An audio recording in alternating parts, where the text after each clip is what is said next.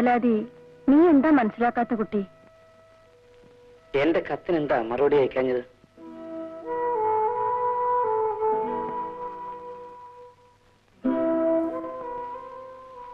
ഞാൻ തെളിച്ചു പറയാം.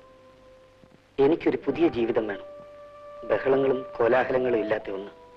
അതിന് കല്യാണിക്കുട്ടി എന്നെ സഹായിക്കണം. എന്താ ഒന്നും മിണ്ടാത്തത്?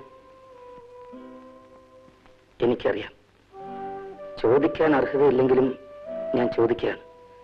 എന്റെ ജീവിതത്തിൽ ഞാൻ ചെയ്തു പോയ തെറ്റുകൾക്കെല്ലാം ഞാൻ മാത്രം ഉത്തരവാദിയല്ല.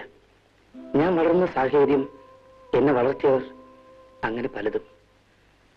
ഇതെപ്പറ്റിയെല്ലാം കല്യാണിക്കുട്ടി സാവകാശമായിട്ട് ആലോചിക്കും. ഒരു പുതിയ ജീവിതത്തിലേക്ക് തിരിച്ചു വരാൻ എന്നെ സഹായിക്കാൻ കഴിയുമോ?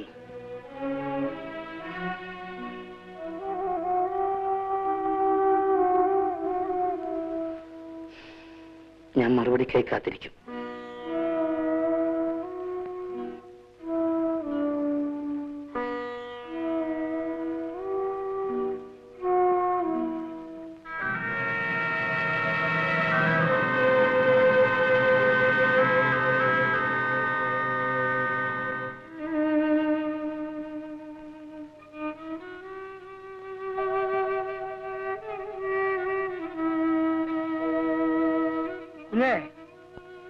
ഇതാണ് ഞാൻ പറഞ്ഞ പെൺകുട്ടി. കുഞ്ഞിന്റെ ഒരു വാക്കേ വേണ്ടൂ. അടുത്ത മാസം വിവാഹമാണ്. എന്റെ കാര്യങ്ങൾ ഇനി അങ്ങോട്ട് ഞാൻ തന്നെ തീരുമാനിക്കുന്നതല്ലേ അതിന്റെ ഭംഗി. അഡ്വൈസ് വേണ്ടപ്പോ ചോദിച്ചോളാം.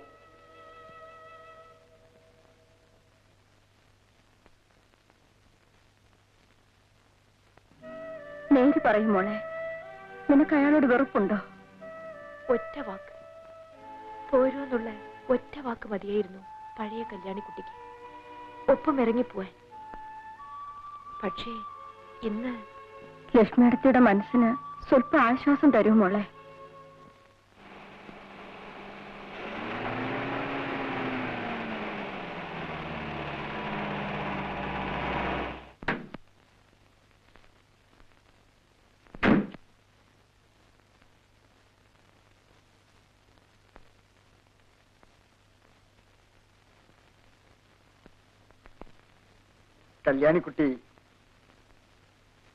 കല്യാണിക്കുട്ടി സമ്മതിച്ചു.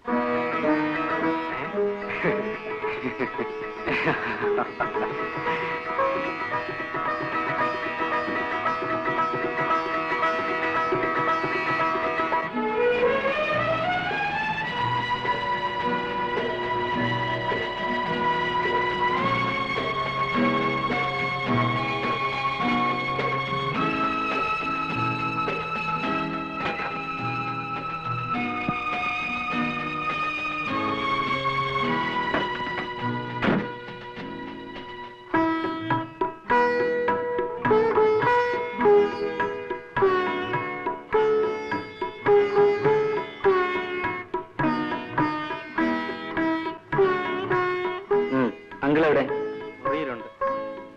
കാണണ്ടേ? വേണ്ട, പിന്നെ കാണാം.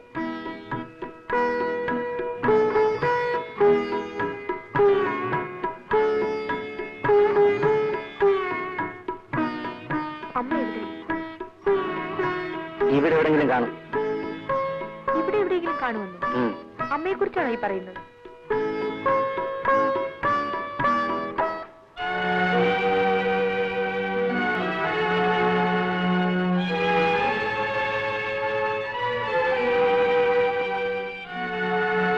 അമ്മേ,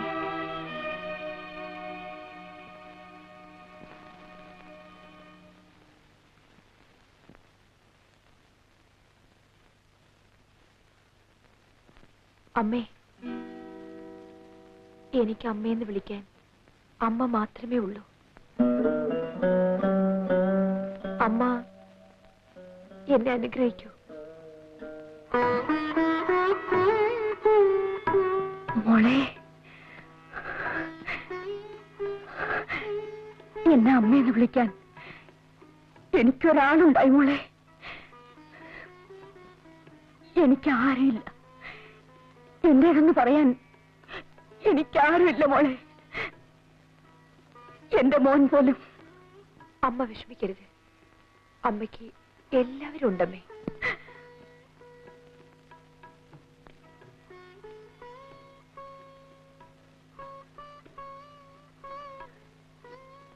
എന്റെ മോള് ഞാനൊരു കാര്യം ചോദിച്ചാൽ മോൾ എനിക്ക് തരൂ? ഞാനോ? ഞാനെന്താ അമ്മയ്ക്ക് തരേണ്ടത്? ഈ മോനെ മോൾ എനിക്ക് തരണം. എന്റെ മോനെ ഞാൻ നിനക്ക് തന്നില്ലേ? ഈ മോനെ നീ എനിക്ക് തരൂ മോളെ. തരില്ലേ? അമ്മ എടുത്തോളൂ അമ്മേ.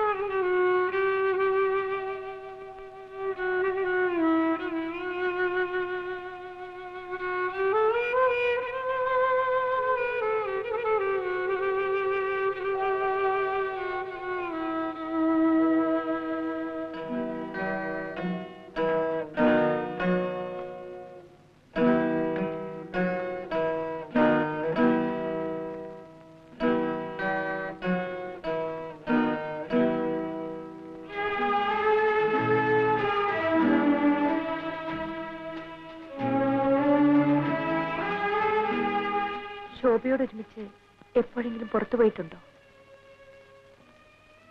ഇല്ല. ഇപ്പോഴവൾ ഉണ്ടായിരുന്നെങ്കിൽ ഒരു ദേവതയെപ്പോലെ ഞാൻ അവളെ ആരാധിക്കുമായിരുന്നു. എന്തോ സ്ത്രീയെക്കുറിച്ചുള്ള എന്റെ ധാരണകൾ മുഴുവൻ മാറ്റിത്തന്നത് ആ പെൺകുട്ടിയാണ്. എങ്ങനെ? എന്നെ തോൽപ്പിച്ചുകൊണ്ട്. ശോഭ എഴുതി വെച്ച ആ കത്തിലൂടെയാണ് ഞാൻ ആദ്യമായി തോൽവി അറിഞ്ഞത്. തോൽക്കരുത്.